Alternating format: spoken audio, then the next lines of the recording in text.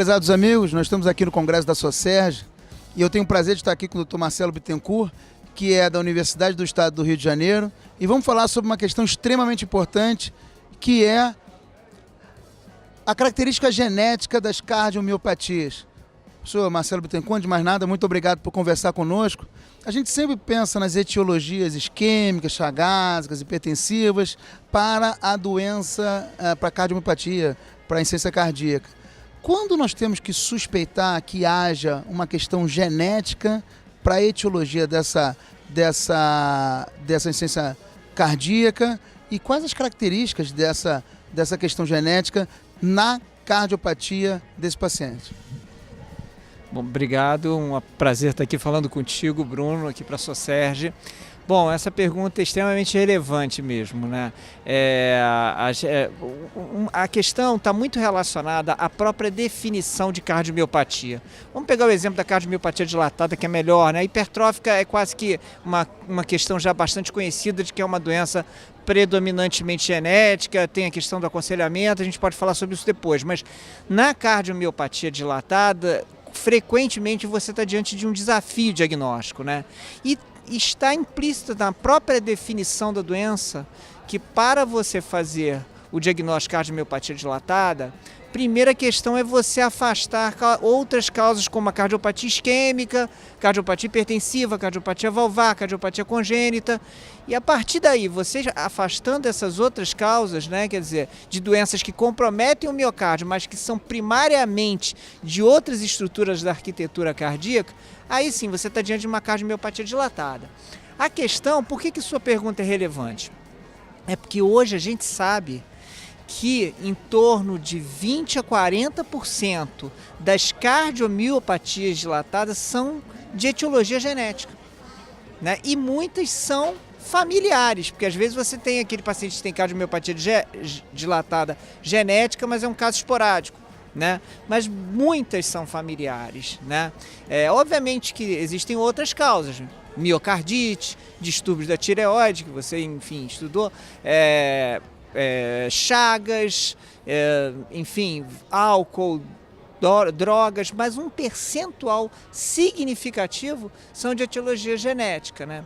E a melhor forma de você ter essa suspeita, estabelecer essa suspeita, é justamente através da história clínica. Daí a importância do clínico parar, conversar com o paciente e fazer aquilo que todos os residentes lá da UERJ hoje aprendem a fazer no ambulatório de ciência cardíaca e cardiomiopatia, que é o heredograma, né, contemplando pelo menos 3 gerações. Através de um heredograma bem feito, que é aquela árvore genealógica, homem quadrado, mulher o círculo, rachura quando você tem a doença, a manifestação.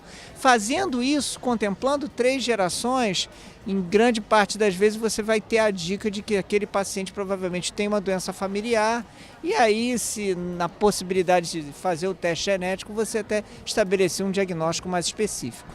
E quais são as características da doença genética na comparação com as outras etiologias de cardiomiopatia? Isso é muito interessante, porque não existe uma característica padrão, depende do gene acometido. Então vou te dar um exemplo. Das cardiomiopatias dilatadas de etiologia genética, o gene mais comprometido é o gene da titina, que é aquele gene que vai de uma banda a outra, uma banda Z a outra do sarcômero, da sustentação às proteínas sarcoméricas, actina, miosina. Enfim, ela é uma proteína sarcomérica também. O gene da titina, ele está comprometido em cerca de 20% dos pacientes que têm cardiomiopatia dilatada. E ele é em geral, as mutações que comprometem esse gene são mutações de bom prognóstico. Evoluem muito bem, entendeu? Com tratamento clínico com beta-bloqueador, inibidor da ECA, espironolactona, então tem essa característica. Entretanto, existem alguns genes que felizmente são menos comuns do que a titina e que podem determinar a cardiomiopatia dilatada, que são de prognóstico extremamente reservado, como por exemplo as mutações na lamina, as cardiolaminopatias, que frequentemente se associam com bloqueio atrioventricular, com outros distúrbios neuromusculares. essas mutações nesse gene, eles frequentemente estão associados a morte súbita e às vezes, olha só que interessante, o paciente não tem nem disfunção ventricular muito grave, né? E ainda assim tem uma incidência de morte súbita significativa a ponto de muitos estudiosos em cardiomiopatia genética acharem que esse paciente você deve considerar o CDI independente da disfunção, enfim, e de fatores outros, né? E quando a gente vê uma alta probabilidade de um doente ter alterações genéticas que levem à cardiomiopatia, existe algum exame especial? Devemos fazer biópsia cardíaca desse paciente? Que tipo de estratégia nós temos que fazer para fazer esse diagnóstico? Pois é, isso é interessante, porque muitas vezes você evita uma biópsia endomiocárdica quando você consegue estabelecer um diagnóstico da cardiomiopatia dilatada genética ou mesmo de uma hipertrófica fazendo o teste genético, que é um teste que você faz hoje. Os laboratórios no Brasil já estão preparados para fazer isso, né? Quer dizer, ou tem parcerias que permitem isso. Você colhe o sangue e faz o sequenciamento do DNA. Obviamente que na hora que você vai pedir o exame, o ideal é que você peça buscando um fenótipo específico, né? Para não fazer um sequenciamento completo, um exoma, né? Se o paciente tem um fenótipo de cardiomiopatia dilatada e você suspeita que ela seja genética, você pede um painel genético de miocardiopatia dilatada. E aí ele vai analisar basicamente os genes que causam cardiomiopatia dilatada. Vai ter então uma avaliação restrita e que pode te dar um diagnóstico. Hoje isso está em uma sensibilidade em torno aí de 50% a 60%.